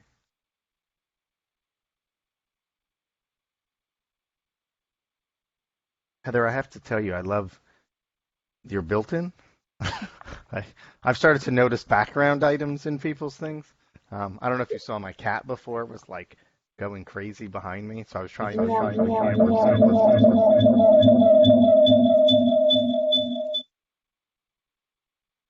The Matrix. It's breaking. We're stuck. Yeah, I'm in like a little corner of the dining room trying to not have much visual people passing by or, animals and whatnot. Does anybody like the wallpaper? I've already been yelled at multiple times by my wife. It's not bad. No, I like it. I grew up in a Victorian home, so that kind of reminds me of that. I like the door This frame is a lot. actually South Philly Italian.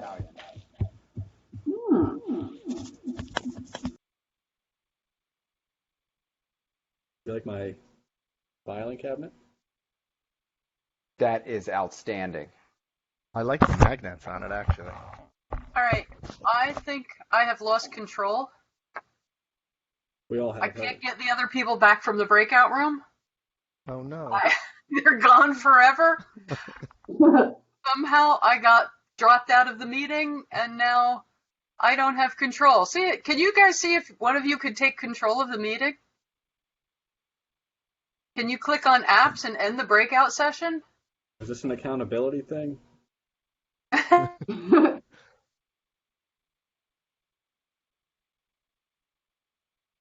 It seems like I can only add highlights, Donna. Hold on, let me see. Yeah, all I see is highlights and adding highlights. I don't see an option of doing breakouts or stopping breakouts. I'm going to chat with everybody and see if they can end their breakouts to come back. That would be great.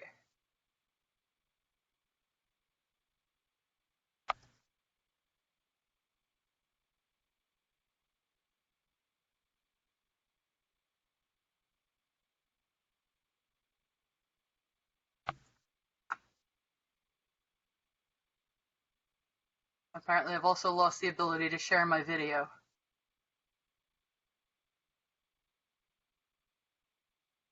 All right, so I let everyone know that if they could do come back, but I don't know if people have that option.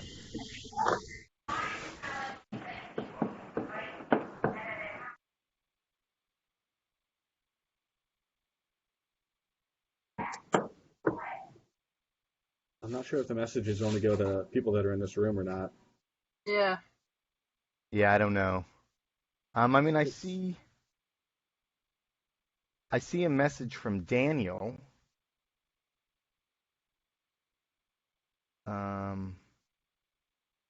But all right, but I don't.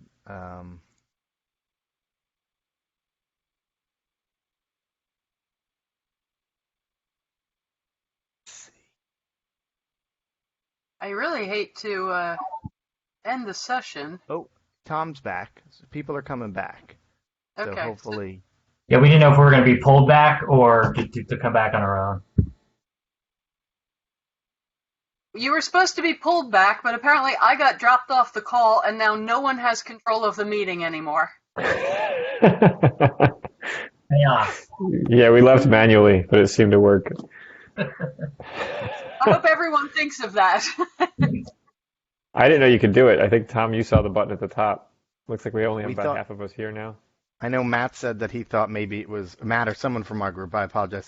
Said that they thought it may be an accountability test. Who's accountable for the meeting now? Clearly, I have lost all accountability since. I've also lost the ability to share my video, which is interesting. Oh, wow. Donna, I'm sorry, but I think this is your job.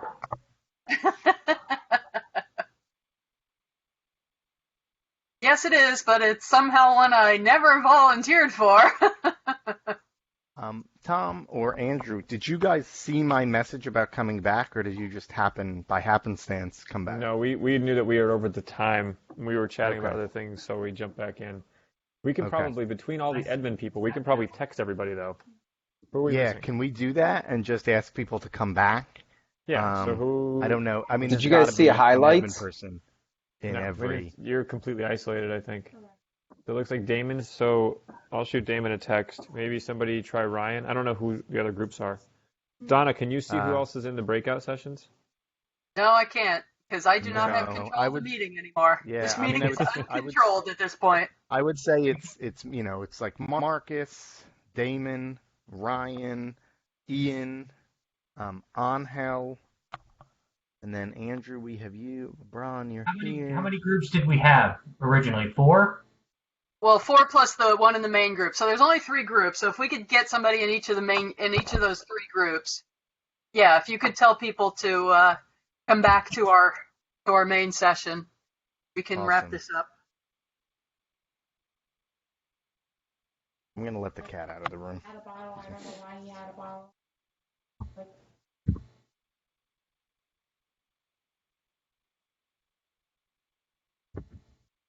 Okay, I didn't know we were giving them. All right, I texted Damon. Who else? So, LeBron, we have Ryan. Did we text Ryan yet? Daniel. I told just Jared. asked Damon who from EO is not in his room. Okay, looks like Ryan's joining now. Angel's joining now. Marcus is. It looks like. All right, that may have worked. Well, Oh, they're partially. trickling in. We got a big chunk of people in now. Yeah. All right, our group is back, Donna. Okay, great. Thank you. So we're still missing 6? We're missing 4 or 6. Any other EO people that we can text? 4. We had 19 people logged in. So we're at 15. So let's see. We got Abraham. Alex is still missing. Okay. Is it Acme? We got Angela. We got Damon. Dan. We got David. You don't have to call it.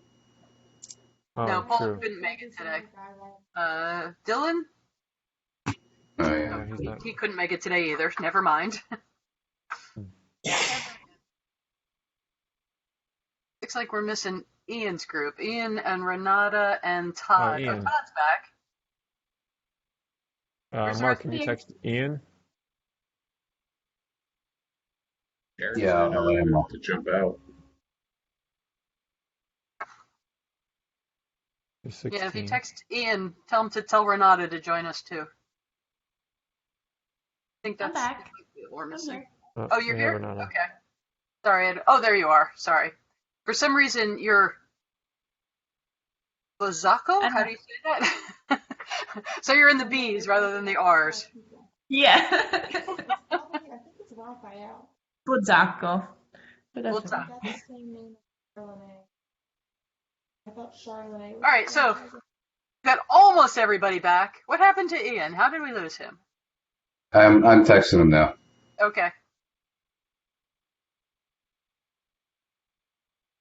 Jared, got Marcus, got Matt, Michael, got Renata, yes. We got Ryan, yes. All right, yeah, so I think Ian's the only one we're missing.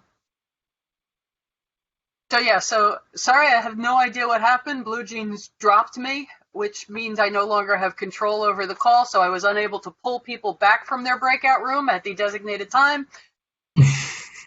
The learning opportunity, right? Isn't that what we said? Oh, you can't see how dynamic and excited, because somehow I've also lost the ability to share my video. So what'd you think? How did you feel as you walked into the room and were greeted by the group? Underprepared and overwhelmed. Okay. Anybody said, oh, excited by this dynamic challenge that I was not anticipating? No, huh? Not No. so much. All right. What were you thinking as you started? Oh, there's Ian. Welcome. It was kind of casual meeting. Okay. Yeah, informal, casual, more of a brainstorming thing. Anybody have anything very different from that viewpoint? All right. So, before you walked in, you thought you were prepared? Give me a thumbs up, then I'll know yes. Excellent. Any differing viewpoints on that? What'd you say to open the meeting? One of my favorite questions.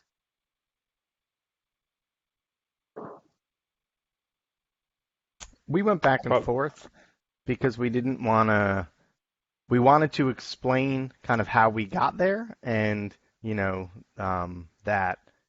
that we were going to be brainstorming, but we also didn't want Stanton to feel like we were throwing him under the bus. So we wanted to come at it from a perspective that we were going to have this brainstorm discussion. We would follow up afterward with anything more formally that was decided, and that we would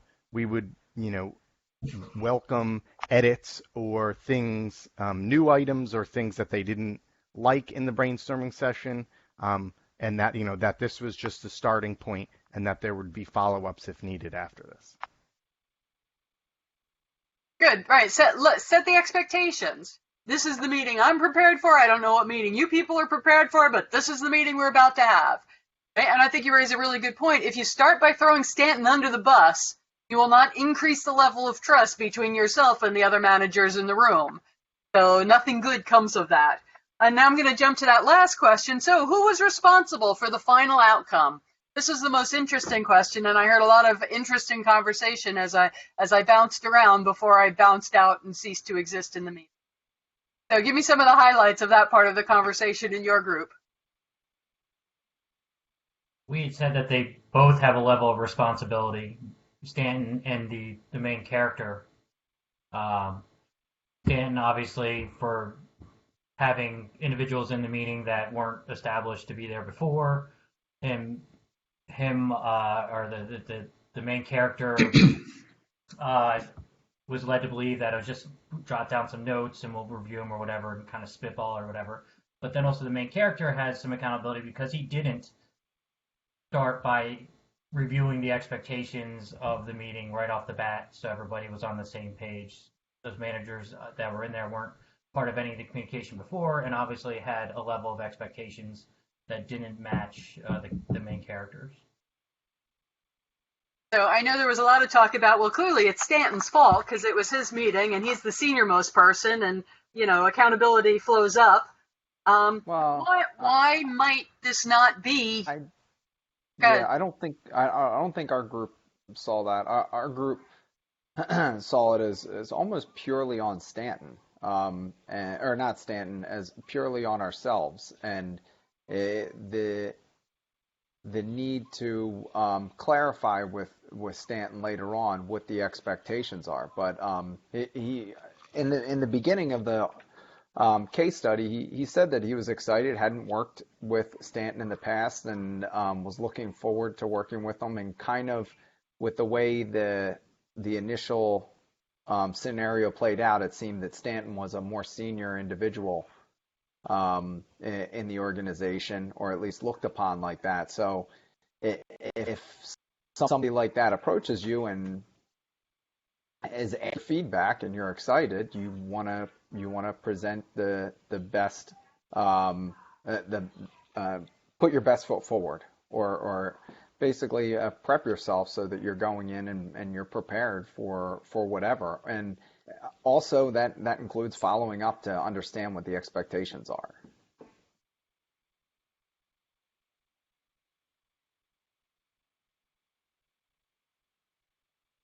Okay, yeah, I think that makes a lot of sense. Right? And again, so why so who is it? Ian Todd Renata's group. I've talked about this already. Why might Stanton not really be as at fault as we think he is? Well, we went back and forth several times. As you know, you were in the room with us. We made the assumption that there was a misunderstanding, that what Stanton thought he was going to get was not what the planner prepared for. So was it mainly Stanton's fault? Was it mainly the planner's fault? And then finally, when you started asking us questions, we realized perhaps neither.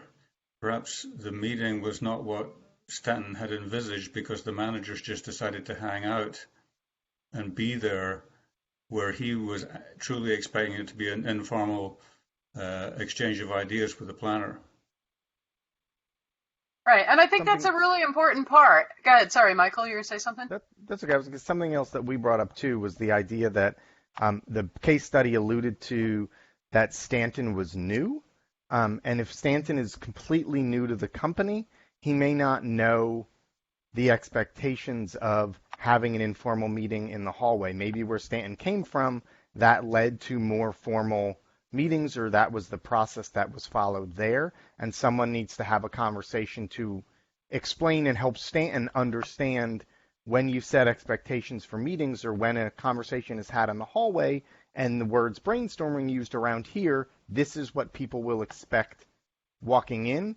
And so sometimes it's also helping a new person from the outside understand kind of the lingo or the culture of the company as well. And to that point, maybe Stanton was not at all disappointed in the ideas that you shared. Maybe that was exactly his expectation. As you said, maybe the other managers are more used to more formal presentations, but that doesn't necessarily mean that Stanton was disappointed in any way whatsoever. Mm-hmm. Right? And the thing that, sorry, go ahead. No, I just agree, yeah. You know, the thing that most people kind of gloss over, which I think is really, really critical, is the line in that next to last paragraph there. They have extended their own weekly meeting with Stanton to hear your ideas. So the way I picture this is they're sitting around, they're having their managers meeting, the weekly managers meeting, and they said, oh, what's up with Project, I forgot what it's called. Project Alpha Project. And Stanton says, oh, you know, Donna's coming by at 9 to share some ideas with me. And they said, oh, that's great. Could we stay? And what's Stanton going to say? No, it's not your meeting. You're not invited. Go home.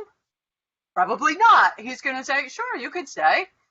And again, and maybe Stanton had no idea, as Michael was just saying, that their expectations would be completely different from his expectations. And it never occurred to him that, you know, we're just getting together to bounce some ideas off each other, and that they would find that disappointing because for whatever reason, they're expecting the whole dog and pony show. And so Stanton was fine with what happened. The challenge, and what this really highlights, is when we walked in and saw all those managers there, suddenly we realized that we did not know what the expectations were. And to say it's 100% or even 80% Stanton's fault that we didn't know what the expectations were, I think is a little disingenuous. And I think you're exactly right. Any one of us